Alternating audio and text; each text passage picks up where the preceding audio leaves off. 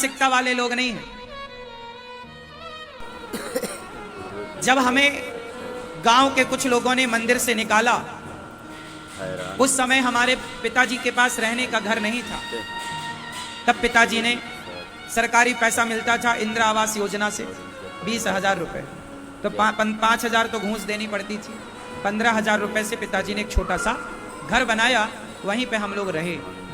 फिर खाने के लाले पड़ गए, खाने की व्यवस्था नहीं, तो हम भिक्षा मांगने जाया करते थे गांव में, जैसे आपकी भाषा में भीख मांगना कहते हैं। तो हम गांव में भीख मांगा करते थे और वही लाते थे तो माँ बना के खिलाती थी।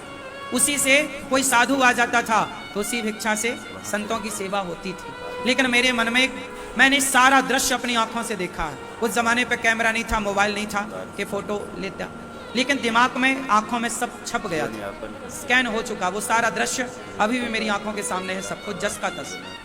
मैंने तब सोचा था कि समाज का कुछ तबका यदि ये भेद करता है, मैं भेद नहीं करूंगा। इसलिए समाज की सेवा करने का मेरे मन में भाव आया और मैंने तब भगवान से कहा कि प्रभु कभी आप इस लायक बनाएंगे तो सबकी सेवा करूंगा। मुझे बचपन से भोजन कराने में बड़ी रुचि थी। किसी को भोजन करने में मजा आता है, खाने में, लेकिन मुझे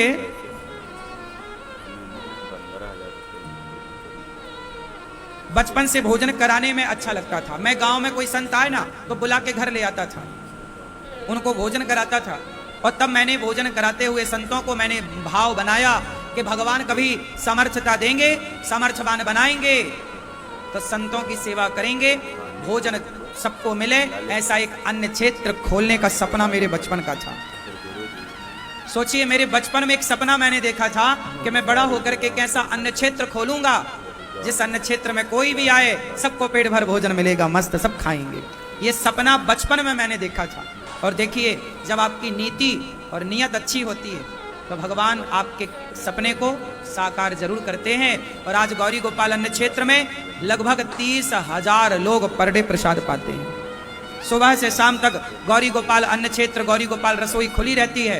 कोई भी आए, आप में से कितने लोगों ने प्रसादी पाई गौरी गोपाल जी की रसोई में? कोई पैसा लगा? देखिए, आप सबके लिए द्वार खुले थे। कोई जाति नहीं पूछी आपसे, पूछा कि आपकी जाति क्या है ना। हमारी संस्कृति जातियों की संकीर्णता में बंधी ही नहीं थी। हम जातवाद से ऊपर उठकर मानव जाति की सेवा करने वाले लोग हैं, जातियों के बंधन में बंधने वाले लोग नहीं हैं। क्यों जी? सही है। हमारे लिए मानव जाति ही सबसे बड़ी जाति है। कौन सी जाति? मानवता। एक ही जाति है, मानव जाति, मनुष्य जाति। मानव जाति की सेवा करना, मानव मात्र की सेवा करना। इसलिए ये दास कहता है कि एक ही संकल्प, एक ही नारा, सेवा ही है धर्म हमारा।